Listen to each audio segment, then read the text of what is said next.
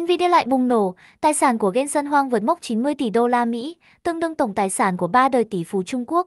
Jack Ma, Wang Yanlin và nhiều người khác gộp lại, ông Hoàng giờ đây cũng trở thành nguồn cảm hứng bất tận cho các bậc phụ huynh. Nhiều người còn nói đùa rằng sinh con phải được như Jensen Huang, nhưng họ có lẽ không biết rằng khi còn nhỏ, Jensen từng là một đứa trẻ quậy phá chính hiệu, khiến cha mẹ ông phải đau đầu. Tuy nhiên, chính những năm tháng đó đã đặt nền móng cho thành công hiện tại của ông. Hãy cùng khám phá câu chuyện của Jensen Huang trong loạt bài vén màn về Jensen Huang kỳ đầu tiên, cậu bé vấn đề. Năm 1963, Jensen Huang sinh ra tại Đài Loan, Trung Quốc, trong một gia đình trung lưu khá giả. Cha ông là kỹ sư, mẹ là giáo viên tiểu học. Dù có điều kiện tốt, nhưng cha mẹ ông không áp lực hay thúc ép con cái, chỉ mong Jensen trở thành một người tốt. Thay vào đó, họ luôn tự đặt kỳ vọng lên chính mình. Không lâu sau khi Jensen ra đời, cha ông được cử sang Mỹ để tham gia khóa đào tạo. Sự phồn hoa của New York khiến cha ông quyết tâm phải làm việc chăm chỉ hơn để có thể đưa gia đình sang Mỹ định cư. Tuy nhiên, giấc mơ Mỹ chưa thành, cha của Jensen lại được điều chuyển sang Thái Lan khi ông mới 5 tuổi, và cả gia đình cùng nhau chuyển đến đó. Lúc 5-6 tuổi, Jensen bộc lộ rõ tính cách nghịch ngợm của mình. Một lần, khi chơi ở hồ bơi với bạn bè, ông đã rút xăng từ bật lửa, đổ vào nước rồi châm lửa đốt, nhưng đứa trẻ khác hoảng sợ khóc lóc, còn Jensen lại say mê ngắm nhìn ngọn lửa trên mặt nước. Thậm chí, ông còn nhảy xuống hồ để nhìn ngọn lửa từ dưới nước, cảm thấy đẹp hơn cả phim Hollywood. Nhiều người từng đùa rằng Jensen Huang chính là phiên bản mập của đạo diễn Lý An, không chỉ vì ngoại hình mà còn bởi tài năng nghệ thuật ẩn trong ông. Thông thường, các bậc cha mẹ khi gặp tình huống này có thể đã cho con ăn đòn, nhưng cha mẹ Jensen lại không làm thế, thậm chí còn khen ông dũng cảm. Chính sự động viên này đã giúp Jensen hình thành bản tính táo bạo, sau này từ bỏ vị trí quản lý cấp cao để khởi nghiệp. Đến những năm 1970, tình hình chính trị ở Thái Lan trở nên bất ổn. Cha của Jensen muốn làm thêm vài năm để tiết kiệm tiền rồi cả gia đình sẽ sang Mỹ. Nhưng vì lo ngại rủi ro, ông quyết định gửi Jensen sang trước năm 1973. Cậu bé Jensen, khi đó 9 tuổi, rời xa gia đình để sống cùng người cậu làm kế toán ở Mỹ. Vì mới định cư, kinh tế của người cậu không dư giả, nên ông đã tìm môi trường rẻ nhất trên danh bạ điện thoại, Học viện Baptist Oneida ở bang Kentucky. Ngay ngày đầu nhập học, Jensen đã hiểu tại sao học phí của trường lại rẻ như vậy. Vì đây không phải là một trường học chính quy, mà thực chất là một trại cải tạo nằm sâu trong núi. Ngay khi bước vào, Jensen đã nhìn thấy đầu mẩu thuốc lá vương vãi khắp nơi. Bạn cùng phòng của cậu là một thiếu niên 17 tuổi có tiền sử bạo lực, vừa mới khâu vết thương sau một trận ẩu đả bằng dao. Người này còn thích khoe cho Jensen xem 7 vết sẹo trên người mình. Trong trường, hầu như học sinh nào cũng hút thuốc và mang theo dao. Jensen cũng nhanh chóng học cách treo tường trốn đi ăn vụng và hút thuốc. Sau này, ông hồi tưởng lại quãng thời gian ấy và không cho rằng mình đã học thói xấu, mà chỉ là đang thích nghi với môi trường. Vì có nhỏ tuổi và dáng người thấp bé, Jensen thường bị giao nhiệm vụ lau dọn nhà vệ sinh. Giáo viên không biết phải xếp cậu vào lớp nào nên đành gửi Jensen đến một trường công gần đó để học ban ngày, còn buổi tối thì quay về ký túc xá. Dù là trường công, số học sinh cá biệt cũng không ít. Mỗi ngày Jensen phải đi qua một cây cầu treo bằng gỗ để đến lớp. Nhiều tấm ván trên cầu đã bị hỏng, và đám học sinh cá biệt thường cố ý rung lắc dây thừng để khiến Jensen rơi xuống. Đây rõ ràng là hành vi bắt nạt học đường, nhưng Jensen lại xem đó như một thử thách. Cậu luôn cẩn thận vượt qua mà không bị ngã, có lẽ sự dũng cảm này đã giúp cậu giành được sự tôn trọng. Kết thúc năm học đầu tiên, Jensen đã trở thành đầu đàn trong nhóm học sinh. Sau này, Jensen nhớ lại quãng thời gian ở trại cải tạo là giai đoạn giúp ông rèn luyện khả năng ứng xử và tinh thần bền bỉ. Ở đó, không có nhà tâm lý học nào để hỗ trợ, bạn chỉ có thể tự mình mạnh mẽ để sống sót. Jensen đã ở đó hơn 2 năm trước khi cha mẹ ông đủ tiền đưa cả gia đình đoàn tụ tại Mỹ. Sau đó, ông rời trại cải tạo và vào học một trường chính quy. Khi ấy, Jensen bắt đầu bộc lộ niềm đam mê thể thao, đặc biệt là bóng bàn. Ông trời rất giỏi, và năm 13 tuổi lần đầu tiên tham gia một giải đấu ở Las Vegas. Trước khi lên đường, ông tràn đầy tự tin và quyết tâm mang về huy chương vàng. Nhưng vừa đến nơi, Jensen đã bị choáng ngợp bởi ánh đèn rực rỡ của Las Vegas. Cả đêm ông không ngủ được vì mải mê ngắm nhìn thành phố, và kết quả là ngày hôm sau thi đấu thất bại thảm hại. Sau khi trở về, ông tự kiểm điểm, tại sao mình thua thảm đến vậy, là vì mình không đủ tập trung, chỉ lo nhìn cảnh đẹp. Năm sau, Jensen trở lại Las Vegas và giành hạng 3 toàn quốc ở nội dung đôi nam. Kể từ đó, ông hiểu rằng sự tập trung là yếu tố quan trọng dẫn đến thành công. Dù từng là một đứa trẻ cá biệt, nhưng Jensen đã học được sự dũng cảm, bền bỉ và khả năng tập trung, những điều không thể có được chỉ bằng cách giáo dục kiểu ép buộc. Câu chuyện cậu bé vấn đề Jensen Huang đã kết thúc.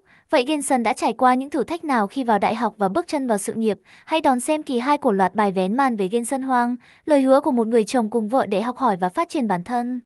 Jensen Huang có 3 sở thích lớn: bóng bàn, áo da và nấu ăn. Về bóng bàn, như đã kể trong kỳ đầu tiên của loạt bài vén màn về Jensen Huang, ông từng tham gia giải đấu quốc gia khi mới 13 tuổi, còn áo da và nấu ăn thì đều liên quan đến vợ ông, Logie, người vừa là mối tình đầu, vừa là người vợ hiện tại. Áo da là món quà Logi tặng, và Genson trân quý đến mức không nỡ thay. Nấu ăn là để chiều chuộng Logi, ông thường xuyên xuống bếp, thử nghiệm các món mới để cả gia đình cùng thưởng thức, giống như những cảnh trong bộ phim ẩm thực nam nữ của đạo diễn Lý An. À, tại sao lại nhắc đến Lý An? Ngoài điểm chung về nghệ thuật, Logi còn là lý do quan trọng nhất giúp Genson khởi nghiệp thành công. Có thể nói, nếu không gặp Logi, Genson sẽ không có được ngày hôm nay. Kỳ 2 của loạt bài vén màn về Genson Hoang sẽ kể về lời hứa của ông với Logi đến một người chồng cùng vợ đúng nghĩa. Sau khi cha mẹ Genson định cư ở Mỹ, môi trường học tập của ông được cải thiện đáng kể. Năm 16 tuổi, ông thi đỗ vào ngành kỹ thuật điện của Đại học bang Oregon. Trong số 250 sinh viên của ngành, chỉ có 3 nữ, tỷ lệ 81. Hơn nữa, Genson 16 tuổi mà trông như học sinh cấp 2,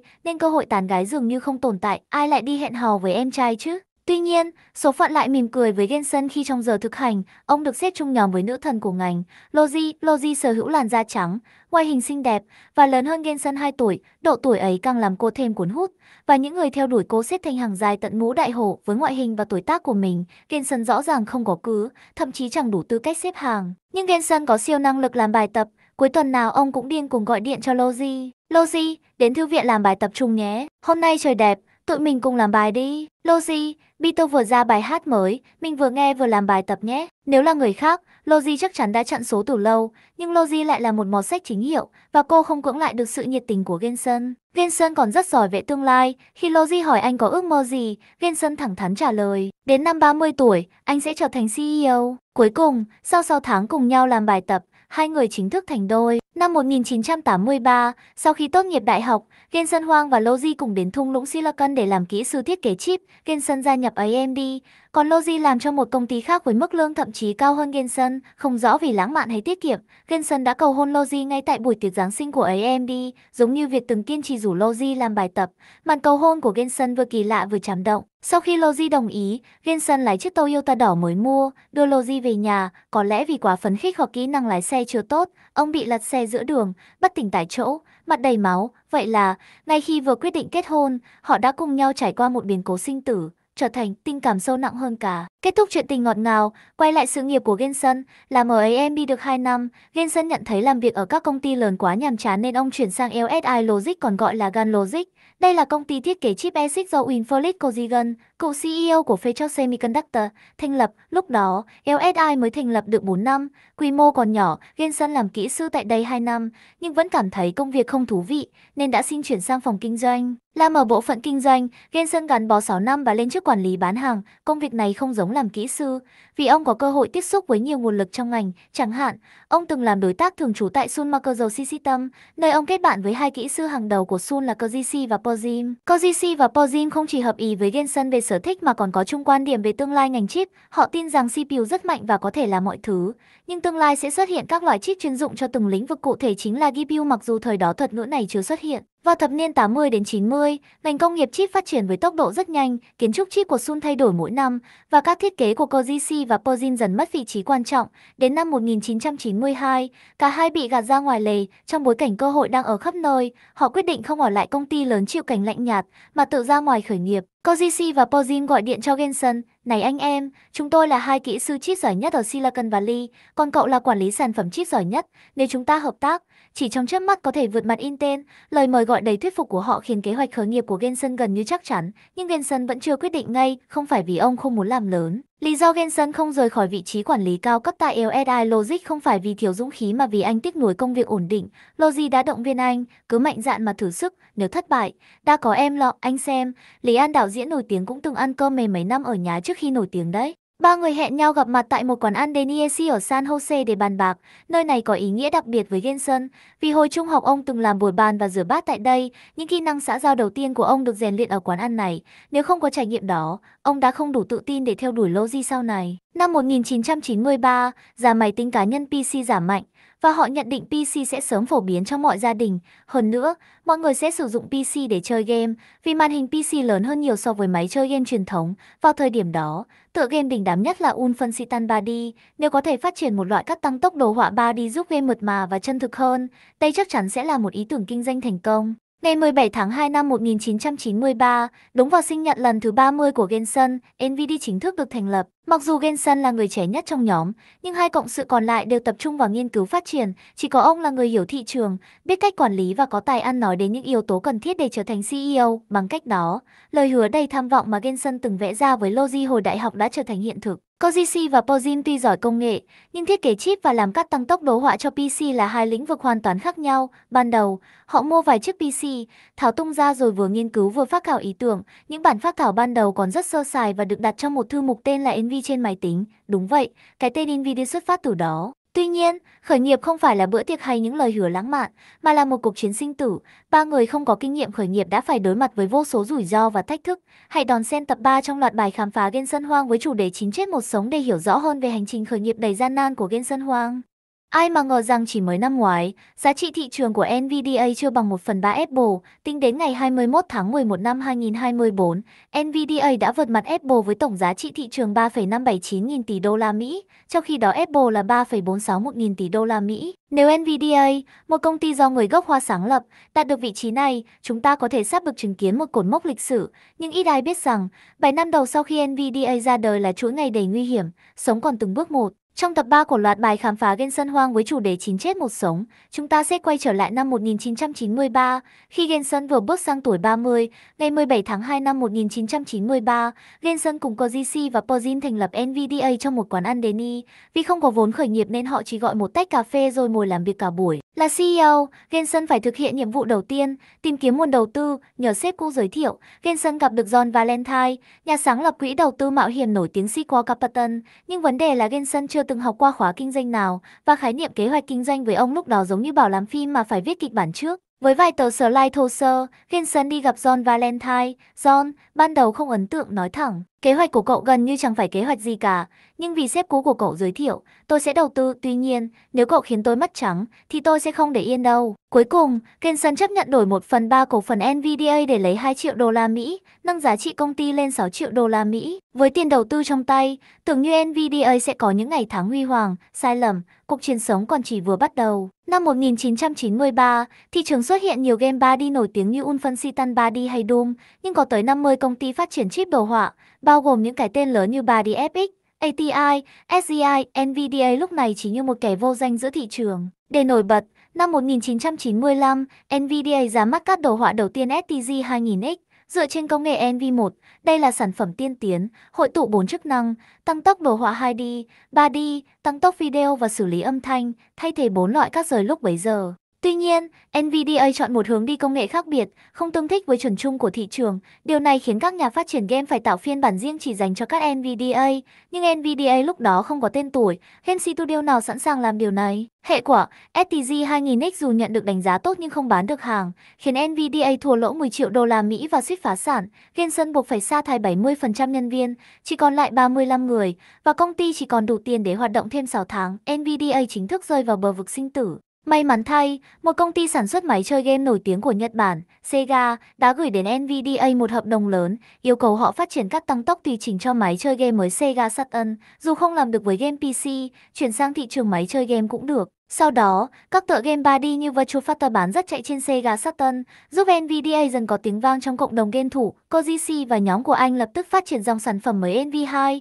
sử dụng công nghệ tiên tiến render bề mặt bằng tứ giác QTM. Hiệu ứng đồ họa của NV2 vượt xa các sản phẩm trên thị trường. Lần này, tưởng như NVIDIA đã có thể vực dậy, lại sai lầm. Dù công nghệ tứ giác tiên tiến hơn, nó lại không tương thích với chuẩn công nghệ chính thống dựa trên tam giác, khiến các công ty game từ chối phát triển phiên bản riêng dành cho NV2. NVIDIA một lần nữa sa chân vào vết xe đổ cũ, và lần thứ hai rơi vào tình trạng khủng hoảng sinh tử. Điều thú vị là lần này, người cứu NVIDIA lại chính là Sega. Hợp tác trước đó với Sega Saturn khá suôn sẻ, nên khi Sega chuẩn bị phát triển máy chơi game thế hệ mới đầu Dreamcast, họ lại tiếp tục tìm đến NVIDIA, yêu cầu phát triển phiên bản tùy chỉnh của NV2. Hợp đồng này trị giá 700.000 đô la Mỹ. Sega thậm chí trả trước 200.000 đô la Mỹ để NVIDIA tiếp tục hoạt động. Nhưng đúng lúc Jensen Huang còn đang mỉm cười vì cứu được công ty, thì vào ngày 24 tháng 8 năm 1995, Microsoft ra mắt Windows 95. tích hợp công nghệ đồ họa dựa trên tam giác là DirectX 3D. Điều này khiến NVIDIA lâm vào tình cảnh khó khăn hơn bao giờ hết. Microsoft và NVIDIA, ai sẽ được các công ty game lựa chọn? Câu trả lời quá rõ ràng, tiêu chuẩn mới của Microsoft chắc chắn sẽ trở thành tiêu chuẩn chung của toàn ngành. Ngay khi DirectX 3D ra mắt, hàng loạt công ty chip đồ họa đã bắt đầu phát triển các tương thích. Nếu NVIDIA hoàn thành hợp đồng NV2 của Sega trước rồi mới bắt kịp xu hướng, thì lúc đó đã quá muộn và chắc chắn phá sản. Nhưng nếu từ bỏ hợp đồng với Sega, họ cũng không nhận được khoản thanh toán còn lại và cũng phá sản. Lần thứ ba, NVIDIA rơi vào bờ vực sinh tử. Làm gì đây? Không còn cách nào khác. Jensen phải mặt dày đi thuyết phục Sega. Khi gặp CEO của Sega lúc bấy giờ, ông Hao Nakayama, Jensen nói, xin lỗi, hợp đồng này chúng tôi không thể thực hiện được, công nghệ NV2 không còn phù hợp với tiêu chuẩn mới, ông nên tìm một đối tác khác hỗ trợ DirectX 3D. Nakayama đáp, được thôi, tôi hiểu. Lão Hoàng hỏi CEO của Sega, hợp đồng bị hủy, nhưng ông có thể trả nốt khoản còn lại cho chúng tôi không? Nếu không, công ty chúng tôi sẽ phá sản mất. Nakayama, người đã sống hơn nửa đời người, lần đầu gặp trường hợp như thế này, có thể ông cảm thấy tôn trọng Jensen, hoặc đơn giản là Sega khi đó không thiếu tiền, Sega đang ở thời kỳ đỉnh cao, và ông thực sự đã trả khoản tiền đó, đủ để NVIDIA duy trì hoạt động thêm 9 tháng. Nhưng kéo dài thêm 9 tháng cũng chẳng khác gì phá sản, bởi việc phát triển một con chip yêu cầu, một thiết kế chip, gửi đến xưởng đúc để làm mẫu thử, hay nhận mẫu thử, sửa lỗi, rồi gửi lại để sản xuất hàng loạt. Quá trình này phải lặp đi lặp lại, mất ít nhất 1,5 năm. Trong khi đó, đối thủ 3D FX đang thống trị thị trường, sản phẩm Voodoo của họ chiếm 85% thị phần cắt tăng tốc 3D, và công nghệ của họ tiến bộ cực kỳ nhanh. Nếu NVIDIA không nhanh chóng ra mắt sản phẩm nổi bật, chắc chắn sẽ không trụ được. Jensen quyết định đánh cược tất cả, ông dùng khoản tiền đủ để duy trì công ty 3 tháng để mua một chiếc máy mô phỏng chip có thể lập trình. Công cụ này cho phép NVIDIA tự thiết kế và sửa lỗi chip mà không cần qua bước làm mẫu thử, giúp rút ngắn thời gian phát triển xuống chỉ còn 6 tháng. Năm 1997, NVIDIA ra mắt Ziva 128, các đồ họa hỗ trợ chuẩn DirectX 3D của Microsoft. Sản phẩm này vượt trội Voodoo về độ phân giải và hiệu năng, bán được 1 triệu chiếc chỉ trong 4 tháng. Thị phần của NVIDIA nhảy vọt từ mức dưới 10% lên 24%. Năm 1998, NVIDIA hợp tác với TSMC để giải quyết vấn đề sản xuất, sau đó liên tục ra mắt các sản phẩm mới như Ziva TNT và Ziva TNT2, đối đầu trực diện với 3D FX trong hàng trăm trận chiến. Từ một công ty nhỏ, NVIDIA đã trở thành tâm điểm của ngành công nghiệp. Ngày 22 tháng 1 năm 1999, Jensen đưa NVIDIA lên sàn Nasdaq với giá cổ phiếu khởi điểm $12 và định giá công ty ở mức 600 triệu đô la Mỹ. Ba người sáng lập công ty trở thành triệu phú chỉ sau một đêm, và nhà đầu tư John Valentine của quỹ Sequoia cũng vô cùng hài lòng. Chỉ nửa năm sau, NVIDIA ra mắt GeForce 256, sản phẩm đầu tiên được gọi là GPU. Đây là bước nhảy vọt trong ngành công nghiệp đồ họa. Trong khi đó, đối thủ 3D FX liên tiếp gặp khó khăn vì không bắt kịp tốc độ của NVIDIA. Đặc biệt, trong cuộc chiến giành hợp đồng sản xuất chip đồ họa cho Microsoft Xbox, 3D FX đã chi 180 triệu đô la Mỹ để mua lại Gigapixel, nhưng cuối cùng Microsoft vẫn chọn NVIDIA. Điều này khiến 3D FX hoàn toàn sụp đổ. Cuối năm 2000, NVIDIA mua lại toàn bộ 3D FX với giá 70 triệu đô la Mỹ tiền mặt và 1 triệu cổ phiếu NVIDIA. Khi đó, Jensen Huang đã trở thành một trong những người đứng đầu ngành công nghiệp cắt đồ họa với tương lai rực rỡ, nhưng ông không hề nhận ra, một đối thủ còn nguy hiểm hơn cả 3D FX đã xuất hiện, Microsoft. Chính công ty đã giúp NVIDIA đánh bại 3D FX. Vì sao Microsoft trở thành mối đe dọa? Hãy đón xem phần tiếp theo trong series tiết lộ về Jensen Huang, tập 4, dưới ngọn núi ngũ hành. Jensen Huang, người hiện đang ngang dọc tự tại trong ngành, từng có một biệt danh không mấy tự hào, hai của bom, một hoàng. Lý do là các mẫu cắt đồ họa dòng GeForce GPX của NVIDIA thời kỳ đầu gặp nhiều vấn đề nghiêm trọng, như tiêu thụ điện năng khủng khiếp, nhiệt độ quá cao, thậm chí có một số trường hợp tự bốc cháy, khiến dòng sản phẩm này bị chế giễu là các đồ họa cấp độ hạt nhân. Vì vậy, biệt danh hai của bom, một hoàng ra đời. Đặc biệt, mẫu GeForce GPX 5800 ăn chưa còn bị chế giễu hơn nữa vì tiếng quạt gió kêu ầm ầm như máy hút bụi. Jensen thậm chí đã cho người làm một video tự chế nhạo sản phẩm. Của thực đòn châm biếm của chính hãng là chí mạng nhất. Tuy nhiên, so với những vấn đề kỹ thuật, kẻ thù lớn nhất của Jensen không phải là đối thủ trên thị trường mà chính là Microsoft. Công ty đã từng giúp ông đánh bại 3D FX. Trong suốt 20 năm, NVIDIA thường xuyên bị Microsoft chèn ép. Vì sao lại như vậy? Hãy cùng khám phá trong tập 4 của series tiết lộ về Jensen Huang mang tên dưới ngọn núi ngũ hành. Trong tập trước, chúng ta đã nói về việc 3D FX đầu tư 180 triệu đô la Mỹ để mua lại Gigapixel nhằm tranh giành hợp đồng sản xuất chip đồ họa cho Xbox của Microsoft. Kết quả, Microsoft chọn NVIDIA, đẩy 3D FX vào ngõ cụt. Hợp đồng Xbox này lớn đến mức nào mà khiến 3D FX phải liều lĩnh đến vậy? Đó là một thương vụ trị giá 500 triệu đô la Mỹ. Để dễ hình dung, hãy nhớ rằng đơn hàng The Dreamcast của Sega năm đó chỉ có 7 triệu đô la Mỹ đã giúp Nvidia kéo dài sự sống. Một hợp đồng 500 triệu đô la Mỹ thì sức hấp dẫn là không cần bàn cái. Genshin rất chơi đẹp khi mang các đồ họa mới nhất của mình, GeForce 3, để sản xuất phiên bản tùy chỉnh cho Xbox. Đây là các đồ họa đầu tiên trên thế giới hỗ trợ shader và lighting có thể lập trình. Trước đó, các đồ họa chỉ đơn giản là tăng tốc hình ảnh, nhưng GeForce 3 mang đến khả năng thay đổi ánh sáng và màu sắc động trong trò chơi, một bước đột phá cách mạng trong ngành. Không có gì ngạc nhiên khi sản phẩm này bán chạy như tôm tươi. Ngay trong năm đầu tiên niêm yết, Nvidia đạt doanh thu 370 triệu đô la Mỹ và lợi nhuận 41 triệu đô la Mỹ, tăng trưởng gấp 10 lần so với năm trước. Đến tháng 11 năm 2001, Xbox chính thức ra mắt. Một năm sau, doanh thu của Nvidia tăng vọt lên 1,4 tỷ đô la Mỹ, biến Genshin Huang trở thành ngôi sao sáng nhất của thung lũng Silicon. Genshin tưởng rằng mình đã tìm được một đối tác trọn đời với Microsoft, nhưng thực tế, Microsoft lại là một gã đàn ông tồi. Khi Xbox ra mắt, đối thủ Sony đã tung ra át chủ bài PS2 với hiệu năng vượt trội và mức giá hấp dẫn. PS2 bán được 980.000 máy trong 3 ngày đầu tiên và tổng doanh số lịch sử đạt hơn 150 triệu chiếc, trở thành hệ máy chơi game bán chạy nhất mọi thời đại. Trong khi đó, Xbox bị thất bại nặng nề ngay từ khi ra mắt. Trước áp lực từ Sony, Microsoft buộc phải giảm giá Xbox xuống còn 299 đô la Mỹ, nhưng vấn đề nằm ở chỗ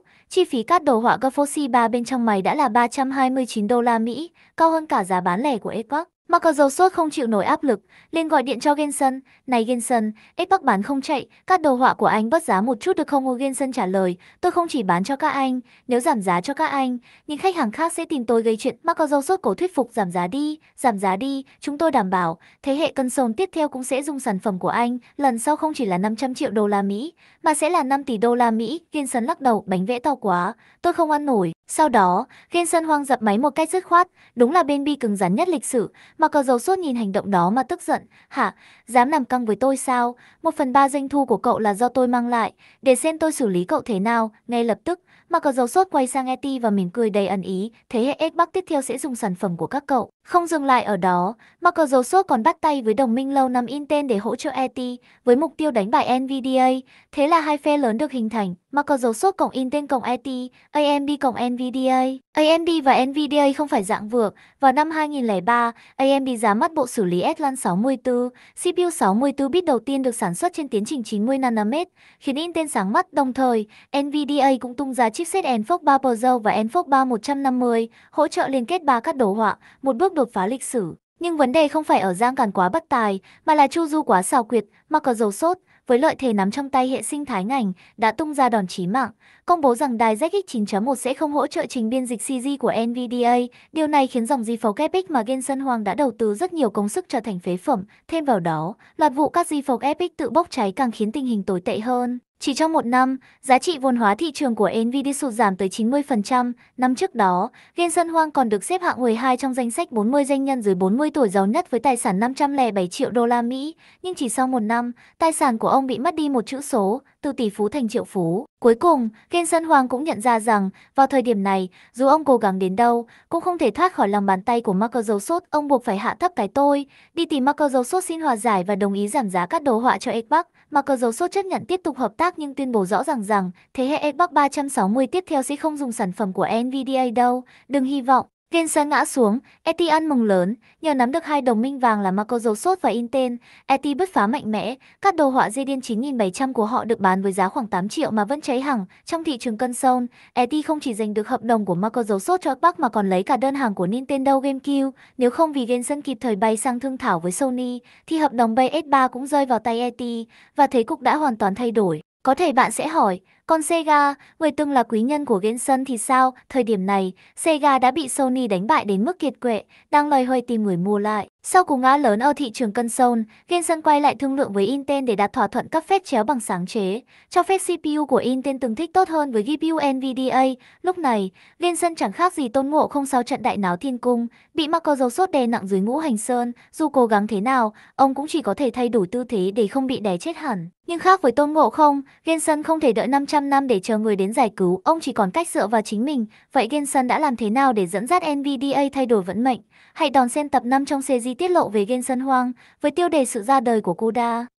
Vì sao có rất nhiều công ty làm chip AI nhưng Nvidia lại không có đối thủ? AMD đã đầu tư vào lĩnh vực này trong nhiều năm và chip E1300 ra mắt năm ngoài đã vượt qua hiệu năng của Nvidia H100. Intel Gaudi 3 có tuyên bố nhanh hơn H200 của Nvidia tới 30%. Thêm vào đó, Google, Microsoft, OpenAI cũng đang chuẩn bị những sản phẩm mạnh mẽ để cạnh tranh. Thoạt nhìn, Nvidia như đang ở thế ngàn cân treo sợi tóc, nhưng thực tế lại khác hẳn. Mỗi chip của Nvidia khó chẳng kém gì săn được chai rượu Mao Đài giá 5 triệu, công nghệ AI và công nghệ hương rượu đều là đỉnh cao khó với tới. Vậy, tại sao Nvidia có thể độc cô cầu bại? Điều này bắt nguồn từ một quyết định của Jensen Huang vào năm 2006, khi đó bị coi là ngớ ngẩn. Hãy đón xem tập 5 trong series tiết lộ về Jensen Huang, với tiêu đề Sự ra đời của CUDA. Ở tập 4, dưới ngũ hành sơn, chúng ta đã nói về việc Microsoft và Intel từng liên kết để chèn ép Nvidia. Jensen Huang lúc đó giống như Tôn Ngộ không bị kìm kẹp, đến mức không thể nhúc nhích, nhưng dù bị ép tới vậy, Jensen vẫn không ngừng mơ ước. Giấc mơ của ông đưa GPU vào lĩnh vực tính toán tổng quát. Tính toán tổng quát là gì? Trước đây, CPU là vận động viên 10 môn phối hợp, có thể làm mọi loại công việc, trong khi đó, GPU chỉ chuyên dùng để tăng tốc đồ họa, chơi game, tức là tính toán chuyên biệt. Nvidia đã minh họa sự khác biệt này một cách sống động. CPU giống như một robot phun sơn linh hoạt, có thể từ từ vẽ ra một khuôn mặt cười hoặc bất cứ thứ gì khác. GPU lại giống như một khẩu súng phun sơn cỡ lớn, có thể vẽ ngay một bức Mona Lisa trong tích tắc, nhưng chỉ làm được mỗi việc đó. Jensen muốn biến GPU thành một công cụ vừa linh hoạt, vừa mạnh mẽ, nghĩa là vừa có thể làm tính toán tổng quát như CPU, vừa giữ được tốc độ của GPU trong tính toán song song. Tuy nhiên, nói thì dễ, làm thì khó. GPU vốn chỉ được thiết kế để xử lý hình ảnh, để dùng GPU vào các loại tính toán khác, cần phải chuyển đổi các thuật toán thông thường thành các cấu trúc đồ họa như kết cấu, hình tam giác và pixel. Việc này khó chẳng khác nào bắt đạo diễn phim Lý An phải đi thiết kế nhà cao tầng. Người thực hiện ý tưởng điên rồ này là ai? Một người không sợ hói đầu, Yên Bắc. Yên là một fan cứng của game. Năm 2000, khi còn học cao học tại Stanford, anh đã nối 32 chiếc card GeForce lại với nhau, kết hợp với 8 máy chiếu để chơi Quake. Không chỉ chơi game, Yên còn hack công cụ lập trình của GeForce, chỉnh sửa shader và tích hợp vào siêu máy tính. Bài học: đừng bao giờ xem thường những người tóc để dành. Năm 2003, Yên cho ra mắt Berzook, mô hình lập trình đầu tiên sử dụng tính toán song song, rất giống với ý tưởng của Jensen. Thấy được tài năng này, Jensen lập tức chốt đơn. Năm 2004, Yên gia nhập Nvidia với tư cách thực tập sinh. Nhiệm vụ của anh là phát triển một mô hình lập trình GPU trưởng thành hơn. Jensen đặt ra mục tiêu duy nhất: hay khiến mọi lập trình viên đều có thể sử dụng GPU. Ngân sách, cứ thoải mái tiêu. Năm 2006, CUDA ra đời. Nhờ CUDA, các nhà phát triển có thể tận dụng sức mạnh tính toán của GPU Nvidia cho bất kỳ mục đích nào, gần như không có rào cản. Vì CUDA ngay từ đầu đã hỗ trợ ngôn ngữ C, rất quen thuộc với lập trình viên. Jensen Huang cực kỳ hài lòng với CUDA, đến mức tích hợp nó vào gần như mọi GPU của Nvidia. Vậy Nvidia có thể cất cánh ngay từ đây không? Không, trước khi cất cánh, họ đã ăn một cú đấm mạnh. Vấn đề đầu tiên, không có nhu cầu, lập trình bằng CUDA thì tiện thật, nhưng thị trường không cần, các công cụ lập trình cũ đã đủ tốt, người dùng không muốn đổi. Điều này giống như bạn quen dùng đũa để ăn mì, đột nhiên có người bảo rằng dùng đĩa ăn nhanh hơn, còn thanh lịch hơn nữa, đây là chiếc đĩa tốt nhất thế giới, mua ngay đi. Bạn sẽ muốn đánh người bán, đúng không? Lập trình viên không quan tâm đến CUDA, và OneSearch cũng chẳng kỳ vọng, họ định giá CUDA là không. Vấn đề thứ hai, giá thành tăng nhưng không dám tăng giá. CUDA được tích hợp vào GPU, làm chi phí sản xuất chip gần như tăng gấp đôi, nhưng Jensen không dám tăng giá bán vì lo sợ mất khách, kết quả là doanh số không tăng, Nvidia mất cả tiền lẫn công. Vấn đề thứ ba, GPU lỗi nhiều hơn, để hỗ trợ CUDA Nvidia phải thêm mạch logic vào GPU, điều này khiến diện tích chip lớn hơn, lượng nhiệt tỏa ra cao hơn, dẫn đến tỷ lệ lỗi tăng đột biến. Jensen tưởng mình đã tạo ra thứ vĩ đại, nhưng hóa ra lại là một cục nợ. 2 năm sau khi ra mắt CUDA, giá trị vốn hóa của Nvidia giảm hơn 70%, khiến các cổ đông lo lắng đến phát điên. Lời khuyên của cổ đông và sự kiên định của Jensen, các cổ đông tìm đến Jensen: anh cả ơi, đừng phát triển CUDA nữa, hãy tập trung nghĩ cách kiếm tiền đi. Jensen chỉ nhún vai: khi có nhiều người dùng CUDA, tiền sẽ tự đến. Cổ đông lại hỏi: làm sao anh biết lập trình viên sẽ dùng? Jensen đáp: tôi tin là họ sẽ dùng. Câu trả lời khiến cổ đông ngỡ ngàng, ngay cả Bertrand Catanzaro, nhà nghiên cứu sâu của Nvidia, cũng hoài nghi. Sếp ơi, chuyện này thật sự khả thi chứ? Nhưng Jensen không hề lung lay, ông tin rằng CUDA sẽ thay đổi cách thế giới tính toán siêu cấp và là công nghệ có thể định hình tương lai. Đầu tư không tiếc tay, Jensen dành tới 1/6 doanh thu của Nvidia để đầu tư vào CUDA. Trong 10 năm sau khi ra mắt, Nvidia đã rót hơn 10 tỷ đô la Mỹ vào dự án này. Tuy nhiên, để CUDA không chỉ là công cụ trong phòng thí nghiệm, Jensen phải đích thân tìm kiếm khách hàng. Ông tiếp cận từ các nhà giao dịch chứng khoán, các kỹ sư thăm dò dầu khí, các nhà nghiên cứu sinh học. Thậm chí Nvidia còn giúp công ty mẹ của Hagen Dazs Mill mô phỏng quá trình nhiệt động lực học khi làm pizza. Dù vậy, tất cả những hợp đồng nhỏ lẻ này chỉ là giọt nước trong chi phí khổng lồ để phát triển CUDA. Jensen vẫn quyết tâm, dù kết quả lúc đó vẫn rất mờ mịt. Bước ngoặt năm 2011, Khoa học và AI tìm đến CUDA. Một ngày năm 2011, một nhà hóa học gọi điện cho Jensen Huang và nói, tôi có một loạt phép tính mà nếu dùng máy tính thông thường sẽ mất 2 tuần để hoàn thành. Nhưng sau khi tôi gắn một loạt GeForce 580 vào máy, chỉ vài giờ là xong. Cảm ơn ông đã giúp tôi có được siêu máy tính cá nhân. Chưa đầy vài ngày sau, Phòng Thí nghiệm Quốc gia Oxford của Mỹ thông báo rằng siêu máy tính thế hệ tiếp theo, mang tên Titan, sẽ sử dụng GPU của NVIDIA. Jensen như bừng tỉnh. Đúng rồi, khoa học tính toán bản chất là tính toán song song, dùng GPU là hoàn hảo. Ông lập tức ra lệnh cho đội CUDA, hãy tập trung vào lĩnh vực khoa học tính toán. Đội ngũ CUDA khi đó khá hoang mang, vì tại thời điểm ấy, chỉ có các trường đại học mới làm khoa học tính toán, và ngay cả khi thống trị lĩnh vực này, doanh thu cũng chỉ khoảng vài tỷ đô la Mỹ, không phải thị trường lớn. Sự bùng nổ của AI, thời điểm đó, có người nói rằng sự xuất hiện của CUDA vĩ đại không kém gì phát minh bóng bán dẫn, nhưng chỉ giới hạn trong cái ao nhỏ của khoa học tính toán. Tuy nhiên, mọi thứ đã thay đổi chỉ một năm sau, năm 2012, Jeffrey Hinton, cha đẻ của AI, sử dụng nền tảng CUDA để huấn luyện mô hình AI của mình. Kết quả, ông giành chức vô địch trong cuộc thi nhận diện hình ảnh quốc tế, với thành tích vượt xa đội xếp thứ hai. Cộng đồng học máy vốn đang yên ắng bỗng dậy sóng, trên đời lại có một công cụ mạnh mẽ đến vậy sao? Các tập đoàn công nghệ lớn lập tức nhận ra tiềm năng, họ phải xử lý lượng dữ liệu khổng lồ mỗi ngày. Nếu sử dụng CUDA, chẳng phải sẽ tăng hiệu suất gấp bội. Lập tức, các ông lớn như Google, Microsoft đổ xô mua GPU của NVIDIA. Jensen Huang, người từng bị Microsoft và Intel kìm hãm suốt nhiều năm,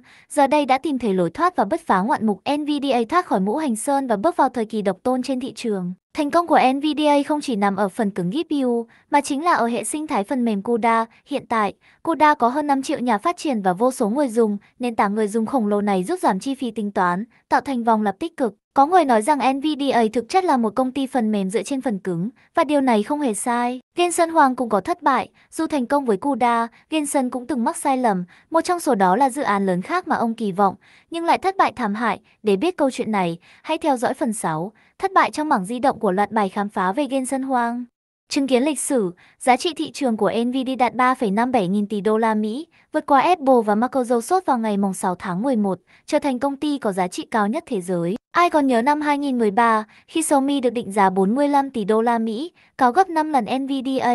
Trong buổi ra mắt Xiaomi 3, CEO của NVIDIA, Jensen Huang, khiêm tốn nói, cho tôi một cơ hội được giới thiệu về NVIDIA. Chúng tôi, NVIDIA, đã là một công ty có 20 năm kinh nghiệm rồi. Ông còn không tiếc lời khen lôi quân. Điện thoại làm nhanh như vậy, đẹp như vậy, thông minh như vậy, đáng yêu như vậy. Cuối cùng, ông dẫn đầu hô vang, Xiaomi, Xiaomi vĩ đại, Xiaomi, Xiaomi vĩ đại. Thế nhưng, giờ đây, giá trị thị trường của NVIDIA đã gấp 60 lần Xiaomi. Có rất nhiều yếu tố giúp NVIDIA tăng trưởng, nhưng chẳng liên quan gì đến mảng kinh doanh điện thoại. Thời hợp tác với Xiaomi, điều duy nhất mà Jensen Huang nhận ra chính là biết từ bỏ đúng lúc quan trọng đến nhường nào. Trong chuỗi nội dung khám phá Jensen Huang, kỳ thứ 6 này nói về thất bại trong mảng điện thoại, còn kỳ thứ 5 về CUDA ra đời đã kể rằng, dù CUDA hiện là hào quang bảo vệ của NVIDIA, nhưng khi mới ra mắt, nó đã gây không ít rắc rối cho công ty. Jensen Huang đã kiên trì suốt 6 năm trời, đến khi giáo sư Hinton giành giải thưởng AI nhờ CUDA, công ty mới thở phào nhẹ nhõm. Nhưng 6 năm đó, Jensen Huang không chỉ kiên trì mà còn liên tục thử nghiệm và đưa công ty tìm kiếm các lĩnh vực kinh doanh mới.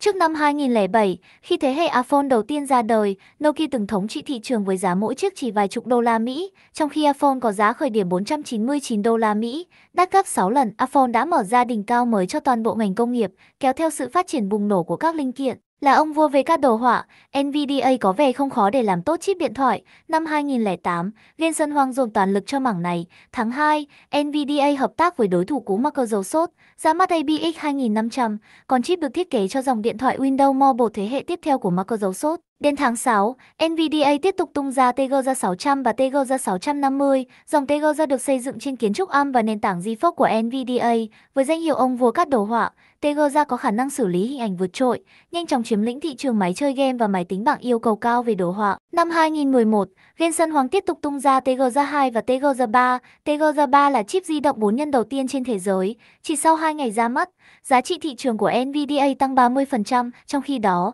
Tegra 2 chiếm 34,4% thị phần toàn cầu về máy tính bảng Android chỉ trong vòng 8 tháng. Dữ liệu từ Strategy Analytics nghe thì rất ấn tượng, nhưng vấn đề là dòng Tegra gần như thất bại hoàn toàn trên thị trường điện thoại. TGG 600 và TGG 650 được thiết kế cho điện thoại Microsoft, nhưng hệ điều hành Windows Mobile đã bị iOS và Android đánh bại ngay khi vừa ra mắt. Jensen Huang tưởng rằng mình sẽ ăn kế được Microsoft, nhưng Microsoft còn chẳng được mình cháo. Nói gì đến Nvidia, TGG 2 và 3 sau đó đã chuyển sang hỗ trợ Android, nhưng kết quả vẫn là thất bại. Lý do chính nằm ở ưu tiên của người dùng điện thoại thời đó. TGG có ưu thế về xử lý hình ảnh, đây là sở trường của Nvidia, nhưng vào thời điểm đó, người mua điện thoại không ưu tiên chơi game có mượt hay không, mà là tín hiệu có mạnh không, tốc độ mạng có nhanh không. Chip điện thoại thường chia làm hai phần, bộ xử lý và modem baseband. Modem phụ trách kết nối liên lạc, còn bộ xử lý phụ trách hoạt động của máy. Một chiếc điện thoại nếu không hỗ trợ hình ảnh độ phân giải cao hay chạy hơi chậm thì vẫn có thể bán được, nhưng nếu không gọi điện được hay không kết nối được mạng ngoài Wi-Fi thì chẳng khác nào một cục gạch. Chip TGA của Nvidia dù mạnh đến đâu cũng chỉ là bộ xử lý,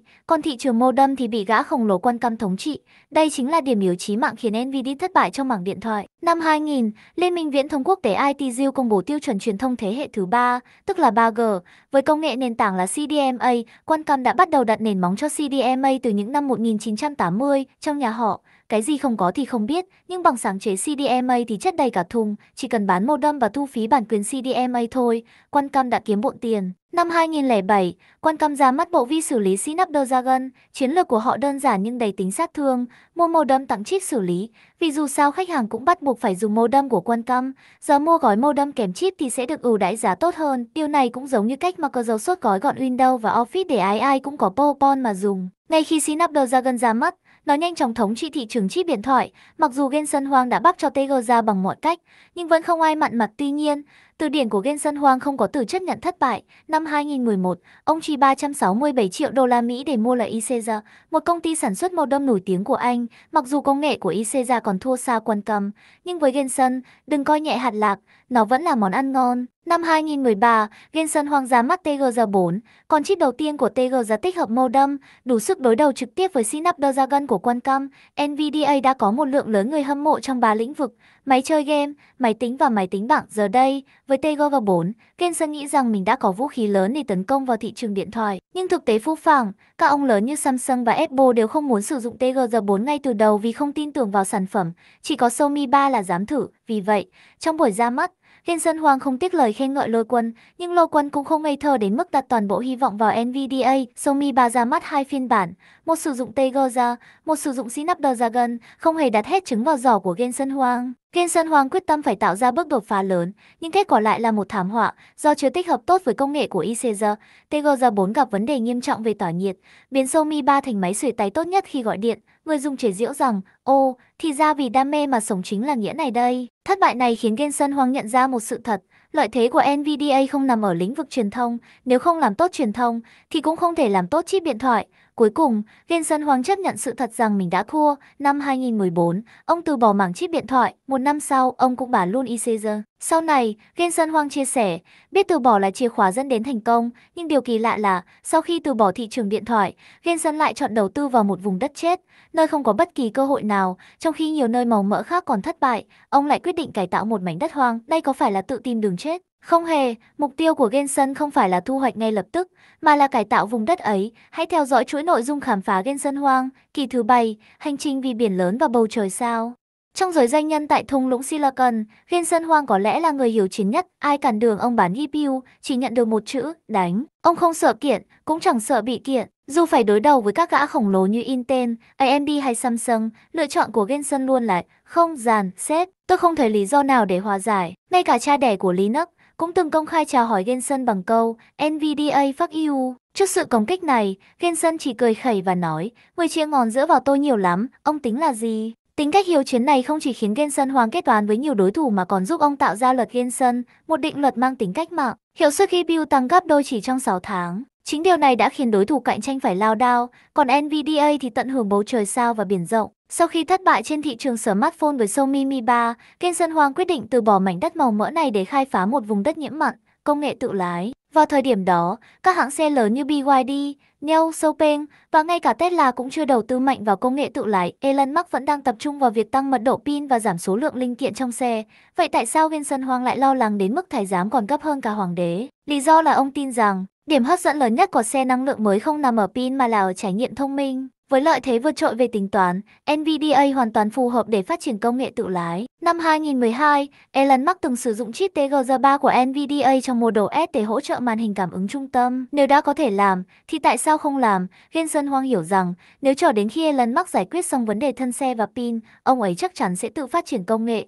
Lúc đó NVDA sẽ không còn cơ hội trên chân. Năm 2015, Jensen Huang ra mắt nền tảng NVDA Drive CX, hệ thống buồng lái thông minh. Drive BX, công nghệ tự lái. Khi phiên bản BX2 được giới thiệu, nó gây tiếng vang lớn. BX2 được trang bị hai bộ xử lý TGZ, có sức mạnh tính toán tương đương với 150 chiếc MacBook Pro. Xử lý đồng thời dữ liệu từ 12 camera và cảm biến radar, cung cấp khả năng nhận diện 360 độ môi trường xung quanh. Chỉ cần một chip BX2, xe đã có thể đạt mức tự lái thông thường. Nếu cần tự lái hoàn toàn, chỉ cần gắn thêm một chip nữa. Vào thời điểm đó, hầu hết các hãng xe còn loay hoay với công nghệ buồng lái thông minh, chưa ai dám nghĩ đến tự lái. 2015 đến 2016, Tesla lần lượt ra mắt Model X và Model 3, cả hai đều sử dụng BX2. Tesla trở thành khách hàng lớn của NVDA, giúp cổ phiếu NVDA bứt phá sau hơn 5 năm dao động. Năm 2016, giá cổ phiếu NVDA vượt mốc 100 đô la Mỹ. Tuy nhiên, nỗi lo lắng của Jensen sớm trở thành sự thật.